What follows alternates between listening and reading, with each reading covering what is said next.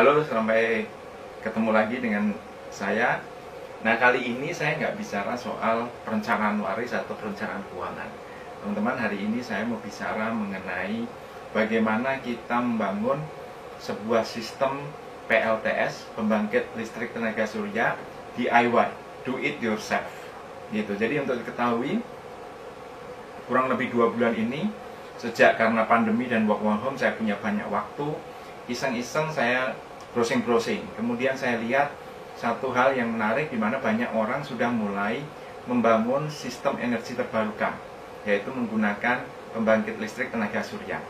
Nah, hari ini melalui video ini saya mau sharing kepada teman-teman bagaimana saya membangun satu sistem pembangkit listrik tenaga surya. Tadi DIY, do it yourself, jadi saya kerjain sendiri semua. Dan ternyata sistem DIY tersebut sudah bisa cukup menghasilkan listrik yang berakibat pada penghematan tagihan listrik PLN saya. Ini adalah satu panelnya. Mungkin kalau lihat teman-teman lihat kok panelnya kayaknya ruwet banget, karena ini memang DIY. Saya rancang sendiri, saya bikin sendiri, ngebor sendiri. Jadi bukan sesuatu yang kelihatannya pro, tapi secara safety karena ini semua sudah saya lengkapi dengan MCB dan sekring gitu ya teman-teman. Oke, yuk kita lihat mulai dari panel surya yang ada di atas atap. Nah teman-teman, 3, 2, 1, action. Nah teman-teman, ini adalah panel surya yang saya miliki. Ada 8 keping, ya 8 keping, masing-masing 100 watt peak. Nah, 8 keping ini, 4 diantaranya adalah monokristalin, itu yang warnanya hitam, dan ini adalah 4 polikristalin yang warnanya agak kebiru-biruan. Jadi kenapa beda-beda ya, karena saya pengen nyoba aja bedanya mono sama poli seperti apa. Nah, ini saya sambung 8 ini adalah masing-masing ada dua saya seri, kemudian di paralel gitu. Jadi 2 seri paralel, 2 seri paralel, terus masuk ke bawah di paralel di box combiner. Nanti kita akan tunjukkan box combinernya seperti apa. Dan ini masangnya masih agak berantakan karena saya masang sendiri, itu nggak pakai tukang, jadi masih agak berantakan. Rencananya nanti kalau udah nggak musim hujan itu akan dirapiin. Nah, ini adalah yang polikristalin gitu teman-teman. Oke, nah jadi total berarti 800 watt peak. Oke, dari panel surya di atas, aliran listrik dari panel surya dialirkan melalui kabel, dan itu kabelnya memang kabel khusus untuk panel surya. Kemudian dia masuk ke namanya solar charge controller. Ini alatnya seperti ini. Ini yang murah meriah gitu ya. Dan dari solar charge controller ini dia akan dialirkan ke aki. Jadi dari panel surya masuk ke SCC ini, solar charge controller, kemudian dialirkan ke aki dan juga dipakai untuk kebutuhan listrik yang memang sedang dipakai siang hari ini. Nah, kemudian dari sini kita kombinasikan juga dengan listrik dari PLN. Maksudnya apa? Ketika misalnya cuaca mendung atau aki tidak charge terisi dengan sempurna, tidak terisi penuh, itu nanti bisa di backup oleh listrik dari PLN. Jadi ini dipasang namanya ATS, Automatic Transfer Switch, di mana pada jam-jam tertentu atau pada kondisi-kondisi tertentu itu aliran listriknya akan dilarikan ke PLN, jadi tidak pakai PLTS. Ya, misalnya pada saat tadi cuaca mendung atau hujan di mana tidak ada matahari, aki tidak terisi, kemudian pengisian juga tidak optimal. Nah, ini dikombinasikan dengan beberapa MCB. Ini ada 2 buah MCB DC, satu dari panel surya ke SCC, kemudian dari SCC ke aki. Itu kita pakai 2 MCB DC. Kemudian kita pakai timer switch. Gunanya buat apa? setiap malam, setiap dini hari sebenarnya, setiap jam 2 pagi sampai jam 5 pagi, listriknya langsung pakai listrik dari PLN. Jadi secara otomatis setiap jam tersebut PLTS mati, kemudian lari ke PLN. Gunanya buat apa? Untuk ngecas aki kebutuhan besok pagi. Jadi disiapkan di sini ada charger aki untuk ngecas aki sampai kondisi besok pagi sampai matahari terbit kembali. Nah, ini adalah alatnya. Kemudian tadi dari aki supaya bisa dipakai untuk kebutuhan sehari-hari, komputer, kemudian modem, router dan lain-lain, saya pakai namanya inverter. Inverter ini yang mengubah dari tegangan DC.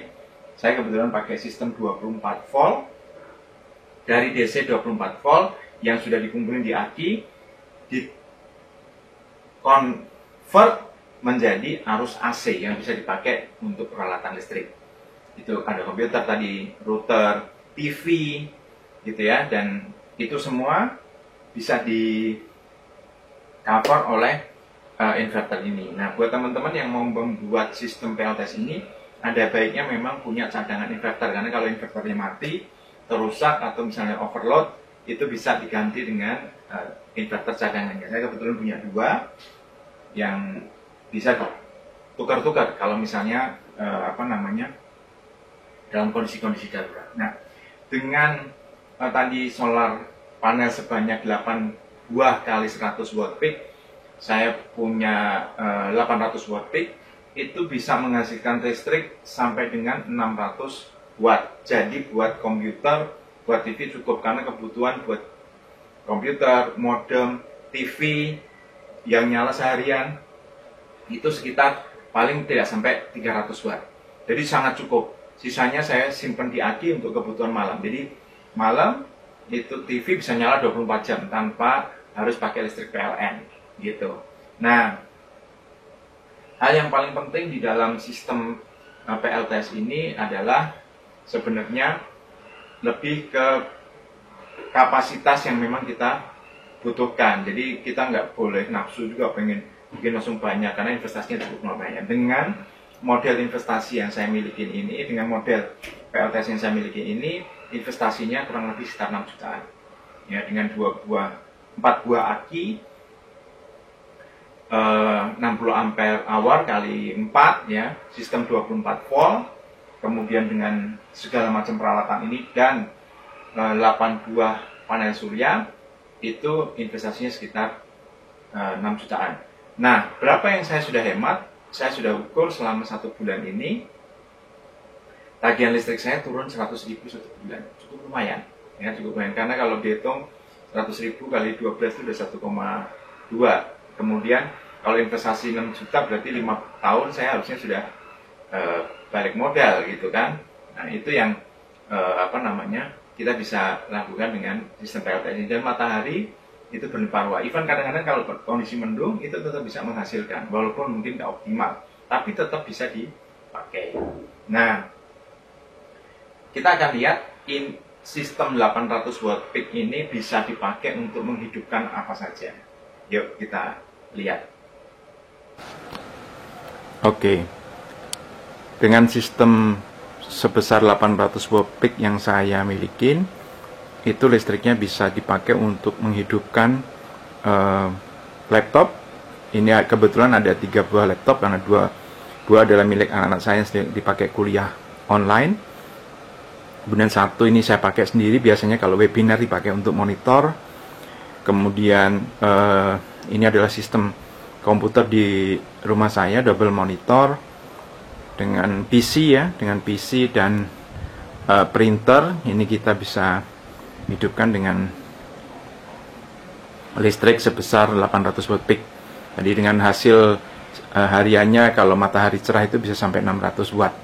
Gitu. Nah, ini yang bisa kita hasilkan. Jadi siang sepanjang hari tidak perlu memakai listrik dari PLN, cukup pakai listrik dari PLTS. Kemudian kita ada juga TV yang nyala juga nyaris 12 jam lebih dalam 1 hari, itu bisa dihidupkan dengan menggunakan PLTS ini. Nah, teman-teman yang berniat ingin mencoba menggunakan energi terbarukan dari PLTS dengan pembangkit listrik tenaga surya, silahkan bisa mencoba. Ini bukan sesuatu yang sangat rumit, ini listrik dasar aja, jadi walaupun saya nggak punya keahlian listrik, bisa ternyata gitu, jadi pasti teman-teman juga bisa.